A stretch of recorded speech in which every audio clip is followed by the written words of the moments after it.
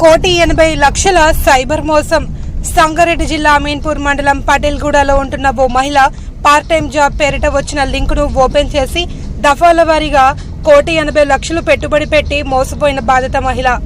అసలు మరియు వచ్చిన లాభం తీసుకునేందుకు అడగగా స్పందించని సైబర్ నేరస్తులు.